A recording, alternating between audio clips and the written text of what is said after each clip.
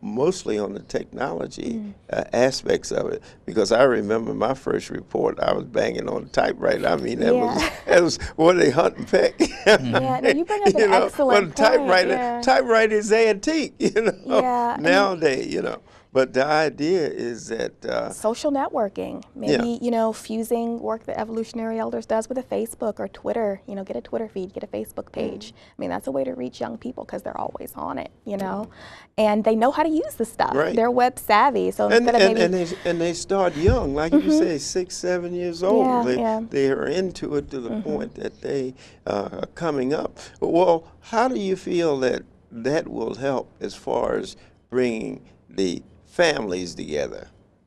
Well, one thing I noticed in my family, my little cousin, again, 14, she'll teach us almost, and it's great to give a child that power because they don't feel like, you're condescending to them necessarily. Right. I think that's a big problem. You can get into this mode of, oh, kids today, they're not about anything, they're not doing anything, and that's going to turn young people off. So if you say, okay, can you show me how to do this? I don't know, you know what I mean? And most of us really don't. These young people do know, all this technology stuff. They'll sit down and tell you, and it empowers them, give them a little bit of power, I think, and I think the results will be positive. I know very little about technology, but the greatest thing that happened as a result of your article is that a parent called me about a week ago, and she said, I read the article about how you want to mentor and help young boys and girls. She said, I have a son and who's off base. He wants to be on that Facebook all the time. I listened to her. And then I said to her, well, is he around? She said he is. And I said, would you please put him on the phone? And we started talking. As I talked to the young fella, I realized that one of his weaknesses is mathematics. And one of our evolutionary elders, who happens to be my wife, Dr. Murray H. Johnson, is a mathematician.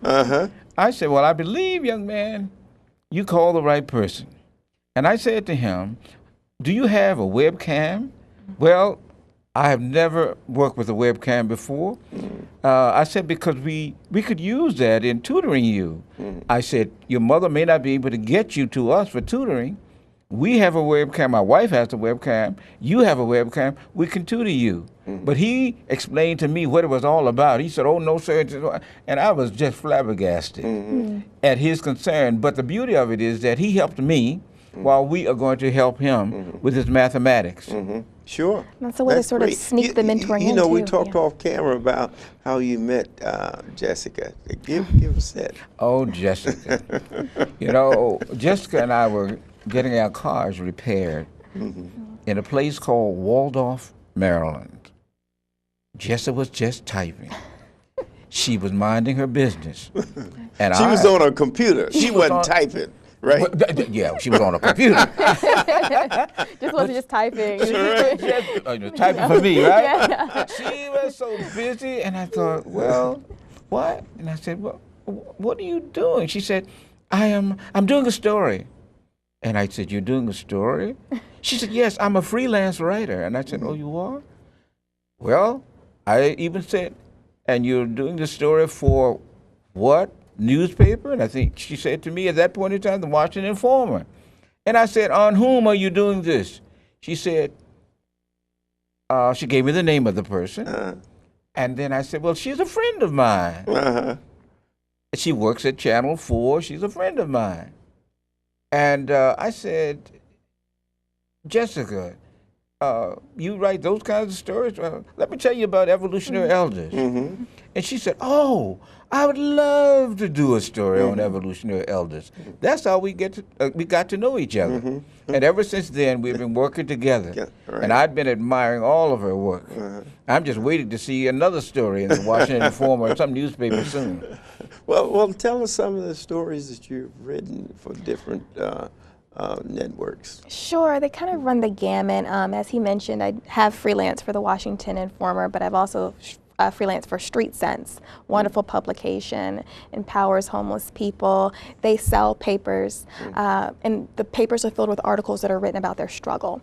And they use the proceeds, it's like $1 per paper. They use the proceeds to kind of get themselves out of homelessness, which is very inspiring to me. I've written 2 articles for them.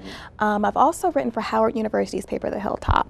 I was a Metro writer, and I got to attend a press conference at the National Press Club on infant mortality rates in the Black community. It was actually hosted by Spike Lee's wife, and that was just a wonderful experience. So again, just sort of marrying advocacy with reporting.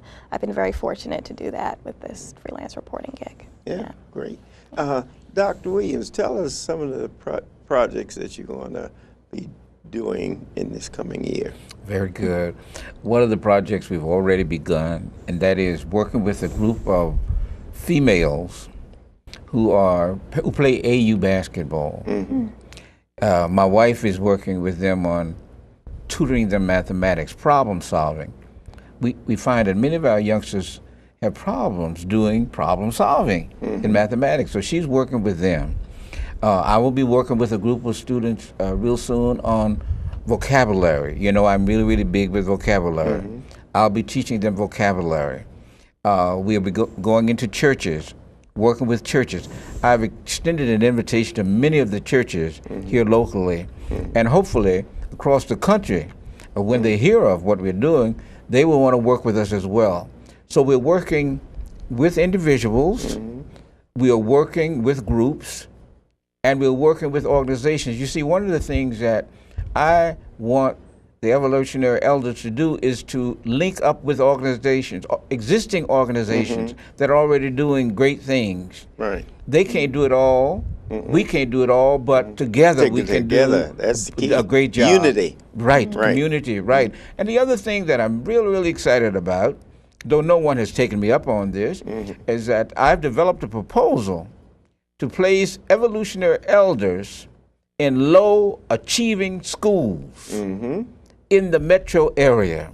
Great. Now, as I said, nobody has responded yet, but at least I've shared it. I've shared it with some of That's wonderful. Some of the great political figures here in Prince George's County.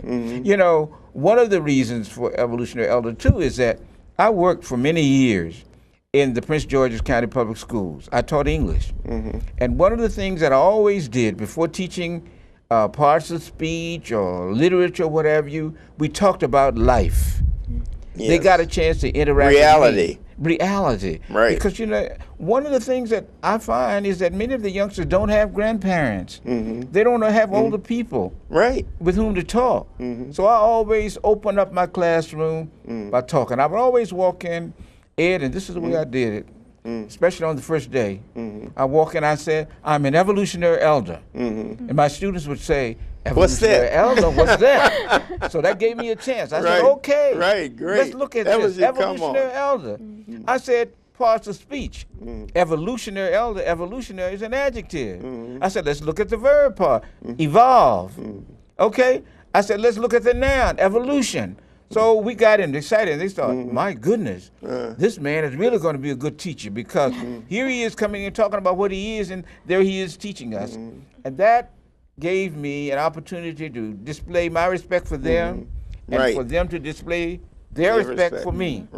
So I never had a problem. I tell everybody, I never had a problem teaching youngsters. I just want to say the kids can tell when you're not inspired and when you really don't want to be there. I mean, growing up, I had teachers in school I could tell who were just there for the paycheck. The kids can see that. Just putting in the time. Exactly, and they're not going to respond to you if, Now, but I must say this to you. I was having fun with the youngsters. They were learning.